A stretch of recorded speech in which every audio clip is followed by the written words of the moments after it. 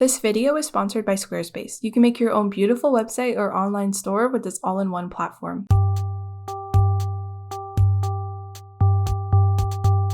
Hi everyone, so this video I'm drawing a bunch of opossums in my sketchbook. I think that's the only thing I draw in this video, a bunch of little opossums, and the media that I mainly use in this video is watercolor, the Caran d'Ache pastels, and marker and pencils. And I think that's it. I really wanted to do more experimenting with my watercolor and marker and pastel sort of media exploration I've been doing lately, and it was a lot of fun, but I still feel like I haven't found a good process for it yet. But one thing I learned for sure is that it's not very fun to work on a white background with pastels. It's a lot easier to color the background first and then go over with pastels on top, because having the white of the paper show through the grain of the media is sometimes a little bit too much contrast, so it's better to have something to work off of first. And the reason why I was drawing opossums is because I decided for August it's going to be opossum themed for Patreon. So there's an opossum sticker, print, and sketchbook page, so you can grab them on my Patreon till the end of August. They're a lot of fun to make, and I just love how it all turned out, and drawing these little guys is a lot of fun because there's just something so cute about them. They're so fuzzy, and I like how their faces are white and they kind of look like a skull, but then the rest of their body is darker, and they're just really cute, and their little pink toes and pink noses, and they're just really fun animals to draw. And I've been exploring this media process for a while because I really like using the pastels, but I'm still unsure about my sort of direction with traditional art and the kind of art that I want to be doing. I honestly just need to do a lot more experimenting, but I almost feel a pressure to choose okay, this is how I'm going to make my art from now on. But really it can keep changing. Well, and it should keep changing throughout your entire artistic journey, but I haven't really decided on a stable way of making art, I guess. I don't do a lot of finished traditional paintings.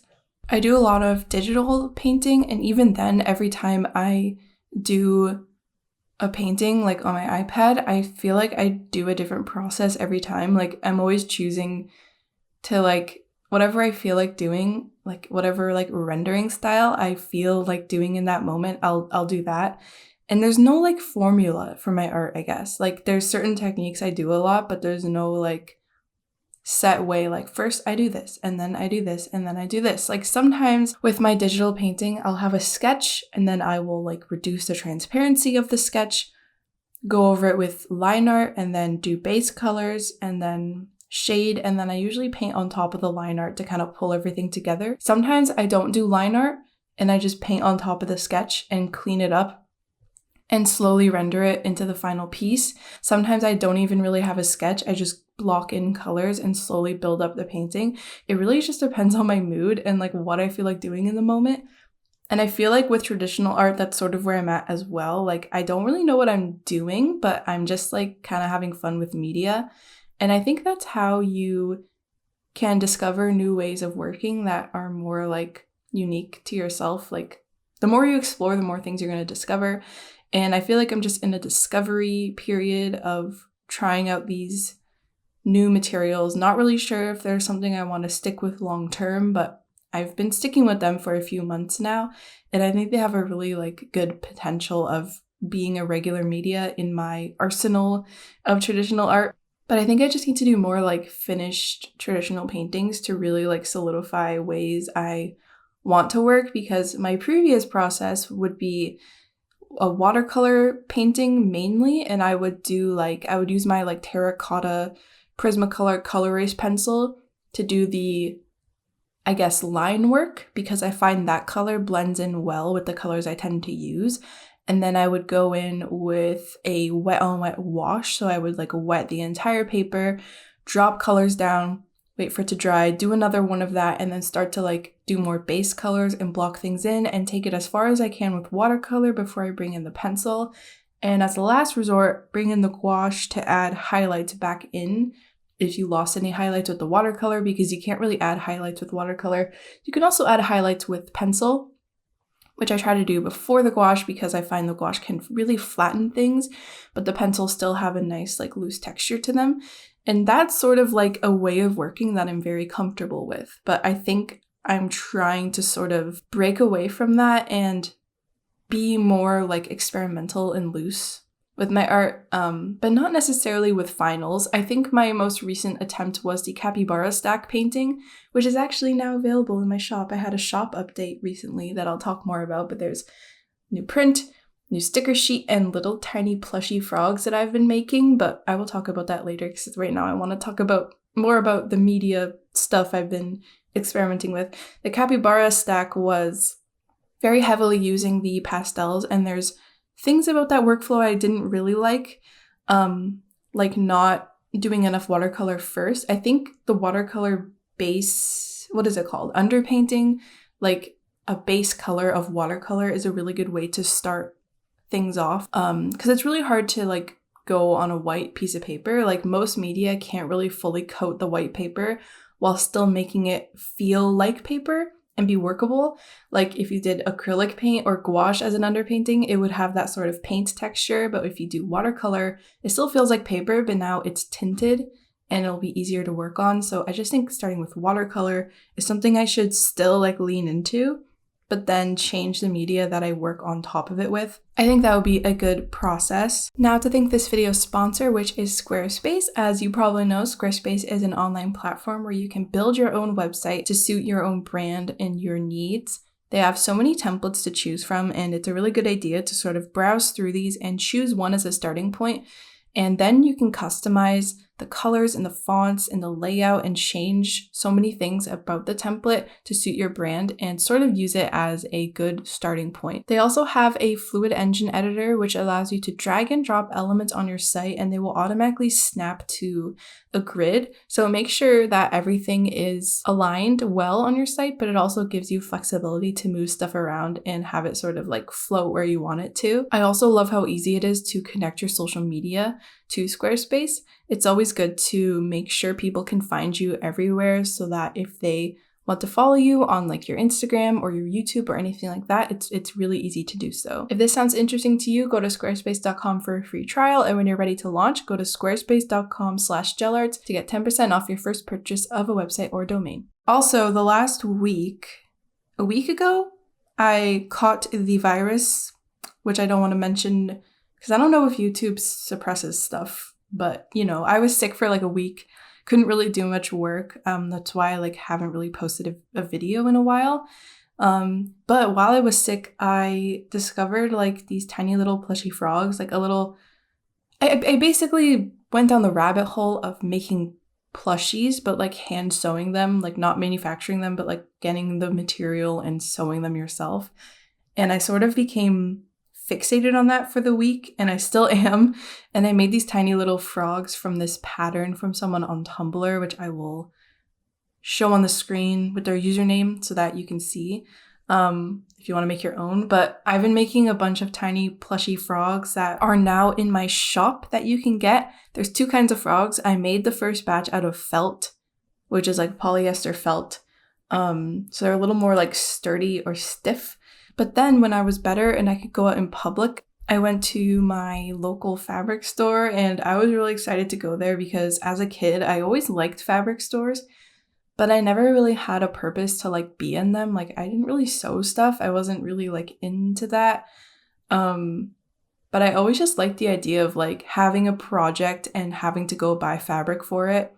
And then like looking through all the colors and then asking the people to cut it for you and then taking it home and like buying a matching thread color and stuff like that. So I was really excited to like live out that like dream that I had when I was younger, because like I've always loved crafts and like doing creative things that weren't just drawing. Like I've always been a very like crafty person, and I've had like phases and hobbies come and go. Like crochet is something I've pretty much done my whole life and I'm still into that, but a lot of other random like crafts that I used to do come and go. But this plushie thing has been really fun. It's sort of like a hobby that I can do when I don't want to draw, but I still want to do something creative that isn't like my main thing. I'll just make a little frog I've also been working on my own patterns, but I'm still new to this. I like know how to sew, kind of. Like I had a sewing class in high school where I learned to use a sewing machine and we learned how to hand sew and like all that kind of stuff. I think I made a skirt in that class. But I don't have a sewing machine anymore because I'm not at home, but I could always borrow my mom's. But I've just been hand sewing them because they're so tiny. They're really cute.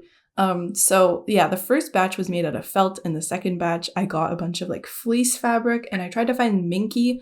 I found something very similar. Minky is basically like a soft plush fabric. I found something that's pretty much the same as minky, and I made some frogs out of it, and they're so soft and cute, and they just feel like real plushies, and I'm just so excited to like go down this crafting avenue. I don't know if you're interested in this kind of stuff, but if you want a tiny little frog friend, they are on my shop right now and you can get them. Some other things I added to my shop are some stickers and prints that have not been added yet that I've made in the past few months, and a new sticker sheet of a bunch of frogs. So it's kind of like a frog update, and in a few months, or in September, maybe early October, I'm gonna add 3 new patch designs and 2 enamel pins. So there's lots of exciting stuff coming. It's really nice to get back into work after like missing so much time.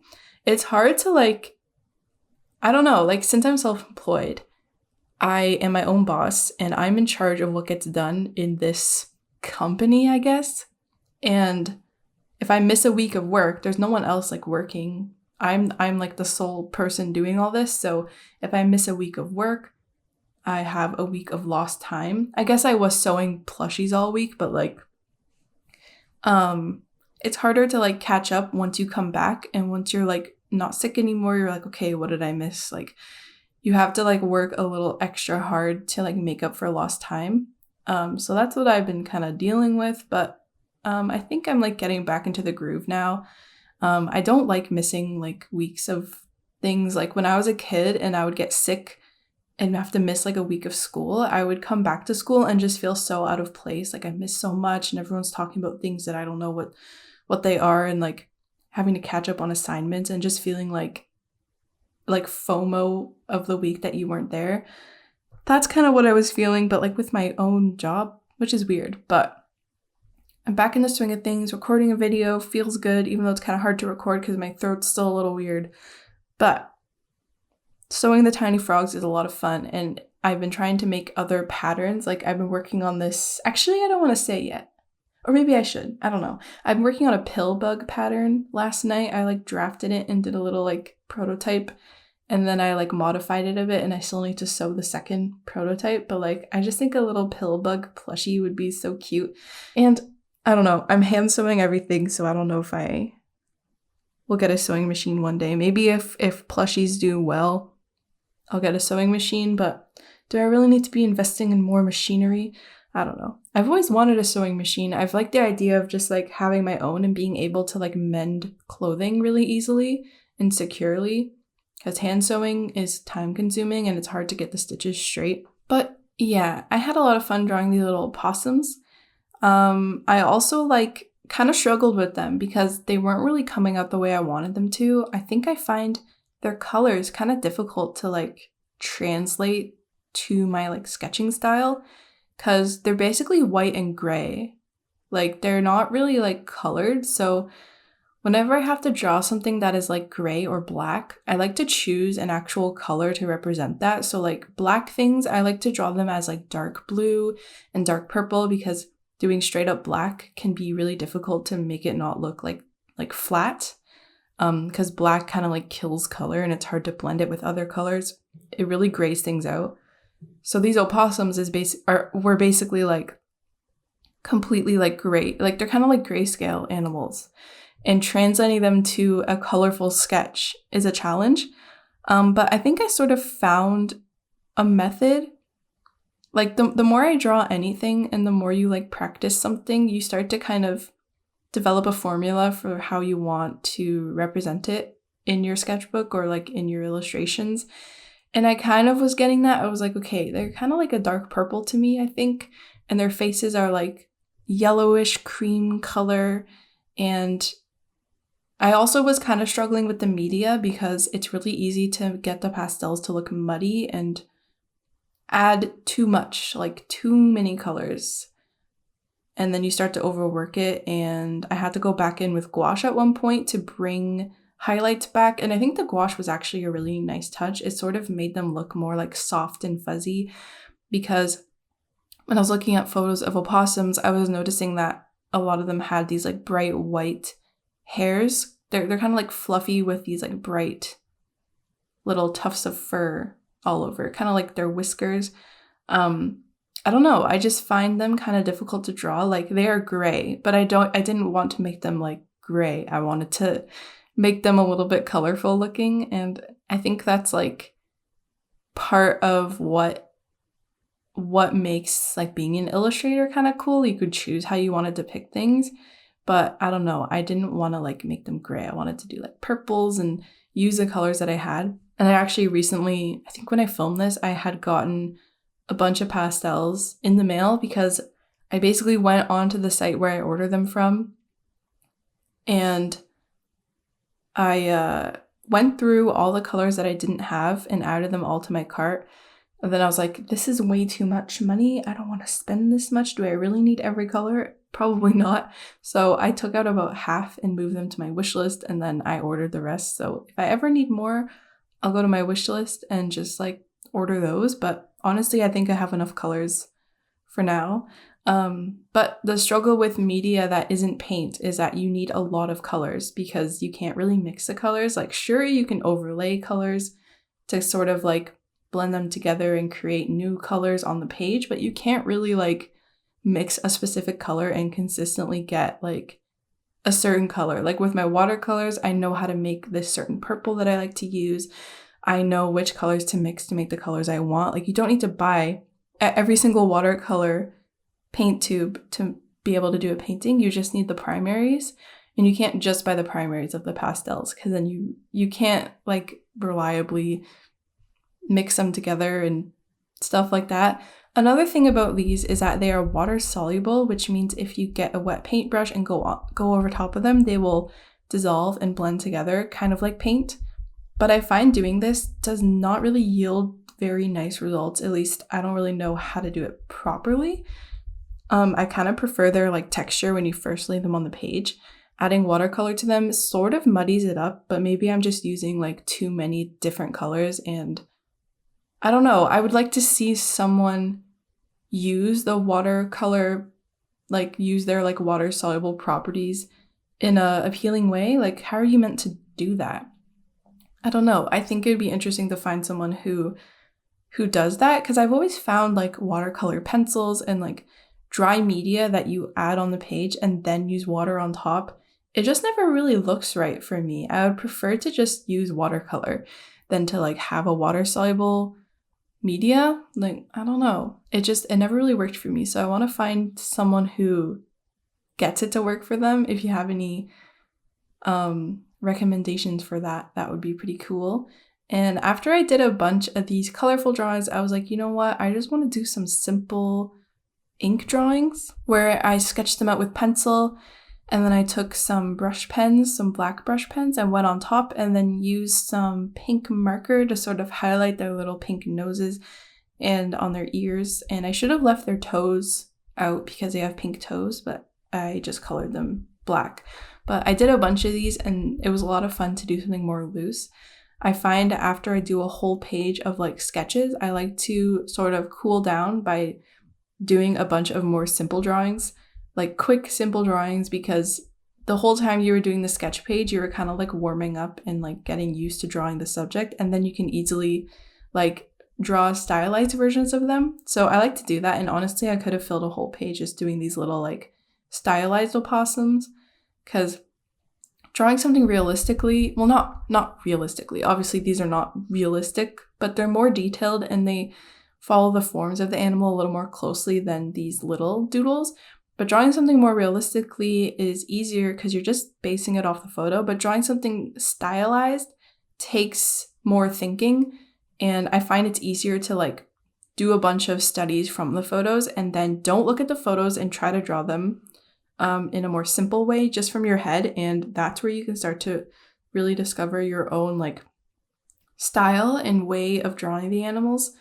So that was a lot of fun, and I had so much fun drawing these little guys. If you want to grab prints, I did this really cute print of an opossum in a tree with like fall leaves around it because I'm feeling the fall vibes. I'm excited for autumn. It's my favorite season. So always my favorite time of year. So I wanted to draw an opossum in a tree with a bunch of fall colors. So you can grab that print on my Patreon along with an angry opossum sticker and a sketchbook print. And you can actually choose which rewards you want. You don't have to get everything. You can go to a lower price and just get the sticker and all the digital rewards. You can just get the prints, or you can get everything.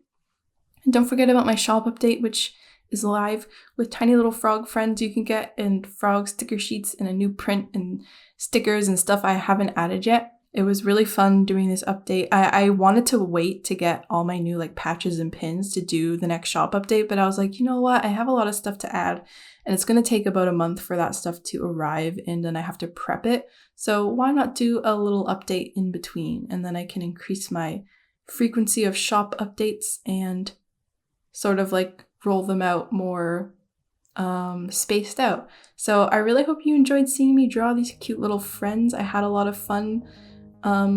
It was cool to experiment with this media again, and then doing the tiny little like doodles after it all was a lot of fun too. So thank you so much for watching. I really hope you enjoyed this, and I'll see you in my next video.